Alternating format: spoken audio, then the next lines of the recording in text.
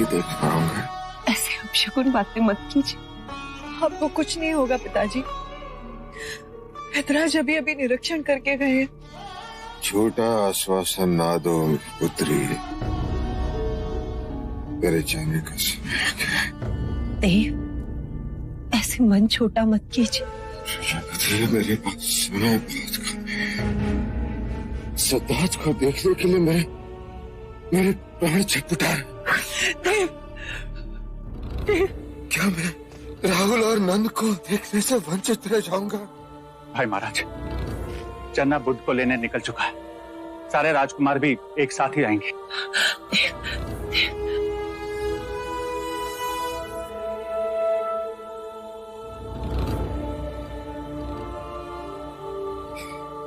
ये सांस तब तक चलेगी अनुज? भाई महाराज, मनोबल ना हारिए, आप शीघ्र ही स्वस्थ हो जाएंगे। मेरा काल आ गया है अनुज। नहीं, मैं सिद्धार्थ को नहीं देख पाऊंगा। नहीं देव, सिद्धार्थ आ जाएगा।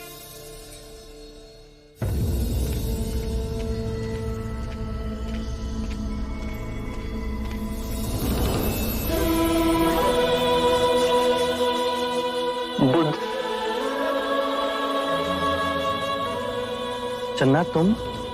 आपको और सभी युवराजों को शीघ्र अतिशीघ्र कपिलवस्तु प्रस्थान करना हो। हुआ क्या है चन्ना? महाराज शुद्धोधन अंतिम सांसें ले रहे हैं। आप सभी के अंतिम दर्शन करना चाहते हैं।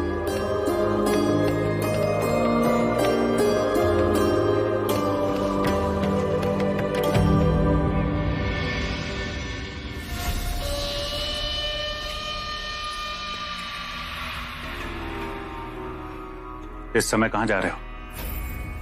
रंग भवन। मूर्ख, वहां महाराज मृत्युशैया पे है और तुझे अपना विलास सोच रहा है।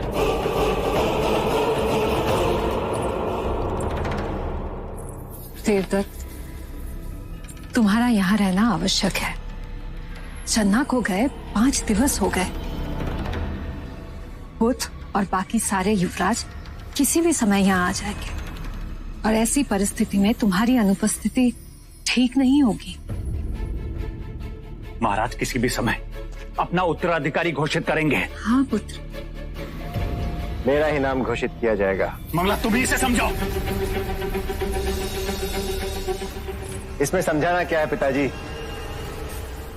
मैं ही राजा बनने के योग्य हूं, क्योंकि बाकी जितने भी प्रतिद्वंदी थे मेरे, वो तो भिक्षुक हो गए। देव, कुछ तो लोक लाज की शर्म करो।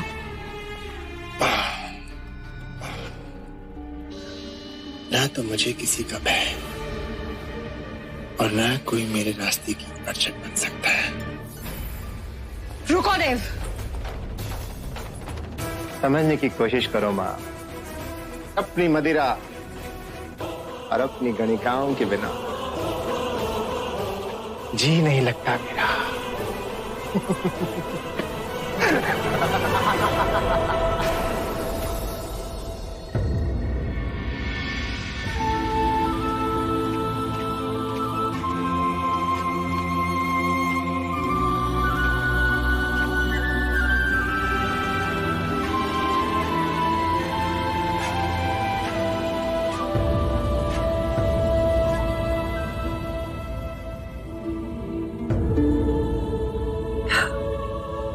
महाराज, महाराज, देखिए तो कौन आया।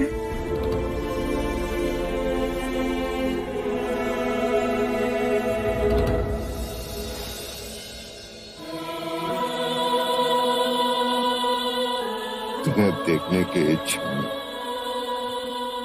मैंने सांसें संभाल के रखी थी। पिताश्री, धीरे धीरे सांसें लीजिए। इस समय आपकी सांसें सबसे अधिक महत्वपूर्ण हैं। मैं, राहुल, नंद, आनंद, महानाम, हम सब आपके साथ सांसें लेंगे। जीवन की क्षण भंगुरता में मैंने अनुभव किया है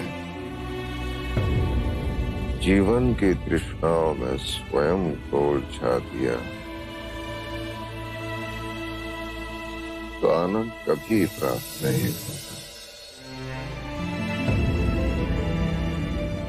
सादा जीवन यदि व्यतीत करो तो आनंद प्राप्त होता है। सिद्धार्थ, तुम्हारे कपिल वस्तु से जाने के बाद महाराज ने सादा जीवन ही व्यतीत किया, तुम्हारे दिखाए हुए मार्ग पर ही चले। पिताश्री, आप मुझे देखिए, राहुल को देखिए, नंद को देखिए, बाहर लहलहाते पेड़ों को देखिए, उन पे हरे पत्तों को देखिए। आप ध्यान से देखेंगे तो पाएंगे कि जीवन कभी समाप्त नहीं होता, वो निरंतर चलता रहता है। वैसे ही आप मुझ में जीवित रहेंगे, राहुल में जीवित रहेंगे, नंद में जीवित रहेंगे। यहाँ जितने भी आपके प्रियजन हैं, उन सभी में आपकी जीवन ऊर्जा विद्यमान है। देखिए, राहुल आपके शरीर का ही अंश है।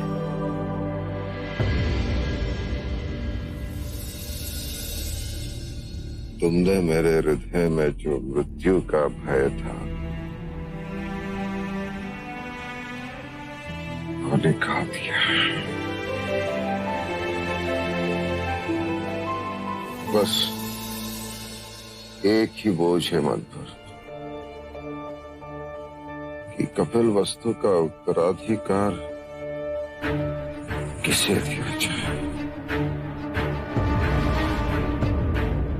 शाक्यों को उनका महाराज न दे सका तो आप नंद को महाराजा घोषित कर दीजिए।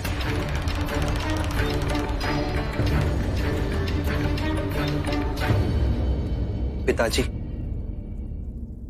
नंद राजा बनना नहीं चाहता और उसमें राजा बनने की योग्यता भी नहीं।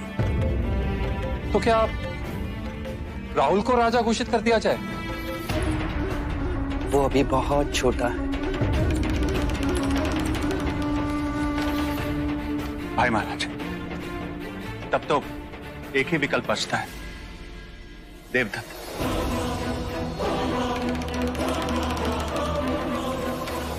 यदि आप चाहें तो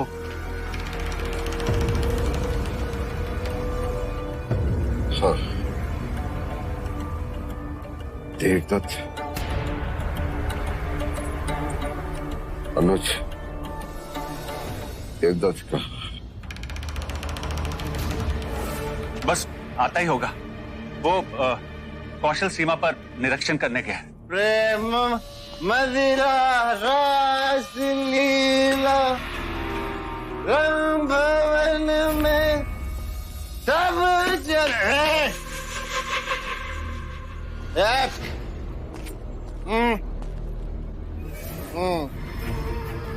हाँ महाराज, बुद्ध के बाद एक देव ही तो है जिसे अपने पूरी प्रजा का ख्याल है। संभालिए, संभालिए अपना। ठीक है। गुरुवर्य, वाचस्पति, वाचस्पति। ओ वैदराज महाराज, आपका नाम वाचस्पति किसने रखा? प्रेम मदिरा रास लीला रंग भवन में सब पले। प्रेम मदिरा रास लीला।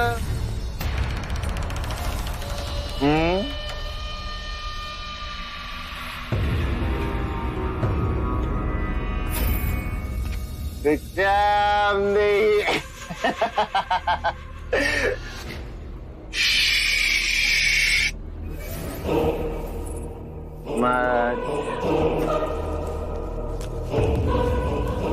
जय महाराज। ओ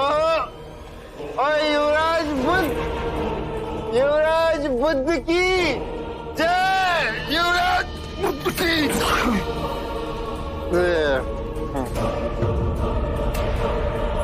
युवराज बुद्ध की जय।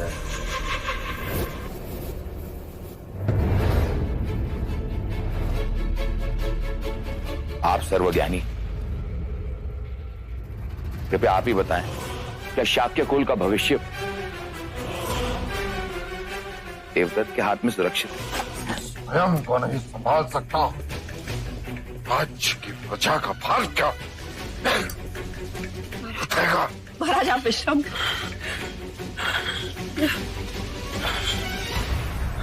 जिसे समय, स्थान और अवसर का ज्ञान न हो, उसके हाथों में लाखों लोगों का भविष्य सौंपना दुर्भाग्यपूर्ण होगा। कपिलवस्तु का उत्तराधिकारी युक्त किए बिना ही मेरी मृत्यु हो जाएगी। नहीं पिताश्री, एक व्यक्ति है जो निष्ठावान, कर्मार्थ, और मैंने स्वयं उसे परखा है।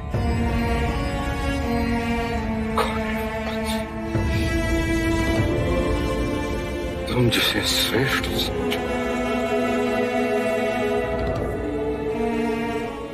मेरा उसे समझता होगा।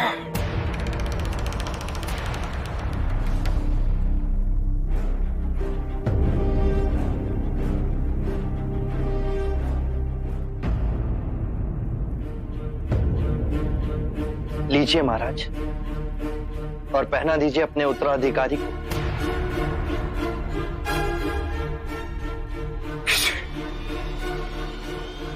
महानाम।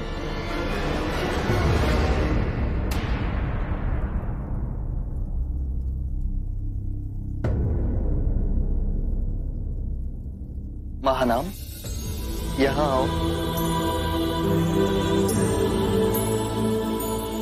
ज्येष्ठ, क्या मैं इस योग्य हूं?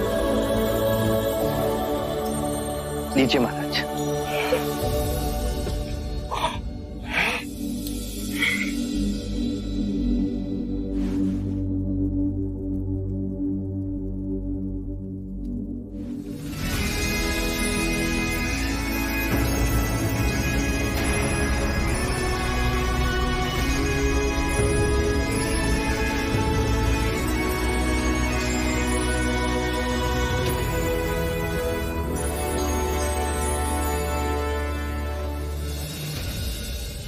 मैं आपको वचन देता हूं पिताश्री,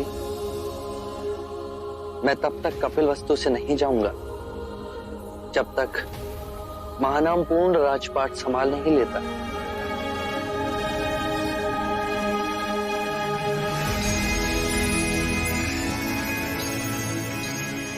मैं तुम्हारा आभारी हूं।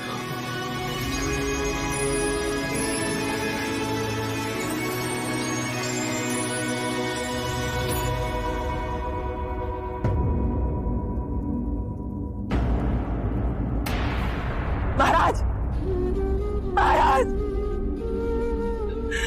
देव!